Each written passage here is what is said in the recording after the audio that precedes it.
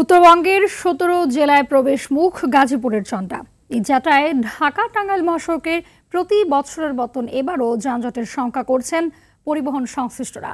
এলেঙ্গা থেকে যমুনা সেতু পর্যন্ত প্রকল্পের উন্নয়ন কাজ চলায় স্বাভাবিক গতিতে যানবাহন চলাচল করতে না পারায় যানজট সৃষ্টির আশঙ্কা করছেন চালকরা। কালিয়াকৈরে প্রায় ৩ শতাধিক শিল্প কারখানা ছুটি ঘোষণা করলেই ঢাকা চন্দ্রা এলাকা জুড়ে সৃষ্টি হবে তীব্র যানজটের। কোনাবাড়ী হাইওয়ে থানার ওসি রইজ উদ্দিন জানান, ঈদ সামনে ঘরে ফেরা মানুষদের যাত্রা নিরাপদ করতে ঢাকা টাঙ্গাইল মহাসড়কের চন্দ্রা এলাকায় ৪ স্তরের নিরাপত্তা বাহিনীর সদস্যরা কাজ করবেন। এদিকে ঈদ যাত্রা শুরুর আগেই ঢাকা চট্টগ্রাম মহাসড়কে অতিরিক্ত যানবাহনের চাপ দেখা গেছে। মহাসড়কের দাউদকান্দি এলাকার টোল প্লাজা থেকে শুরু করে ১৪ গ্রামের শেষ সীমান্ত পর্যন্ত কুমিল্লা অংশের ১২টি পয়েন্টে যানবাহন সৃষ্টি হতে পারে বলে জানায় পুলিশ।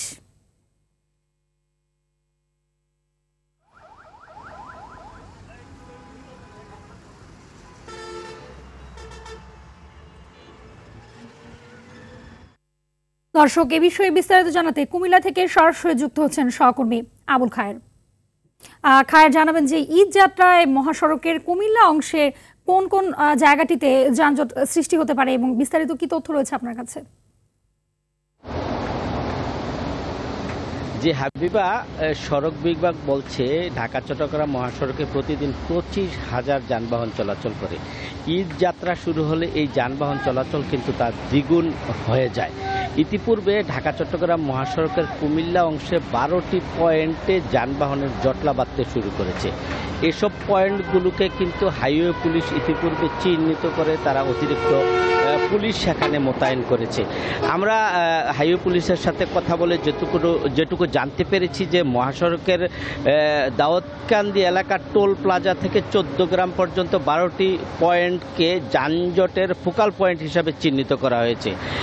গতকাল কুমিল্লার জেলা প্রশাসন কার্যালয়ে হাইওয়ে পুলিশ, জেলা পুলিশ এবং জেলা প্রশাসন মিলে একটি যৌথ সভা করেছে। সেখানে কিন্তু এই যানজট নিরসনের লক্ষ্যে, অর্থাৎ ঈদ যাত্রা স্বস্তিদায়ক করতে, এই মহাসড়ককে স্বস্তির মহাসড়কে পরিণত করতে তারা কিন্তু নানামুখী পদক্ষেপ নিয়েছে। ইতিপূর্বে আমরা জানতে পেরেছি যে হাইওয়ে পুলিশের পাশাপাশি জেলা পুলিশ এবং স্থানীয় প্রশাসনও যানজট নিরসনে কাজ করছে। কিন্তু চালকরা আমাদেরকে বলছেন যে ঈদ যাত্রা শুরুর আগেই কিন্তু মহাসড়কের বিভিন্ন স্টেশন এবং বাজারগুলোতে যানবাহনের জটলা বাঁধতে শুরু করেছে।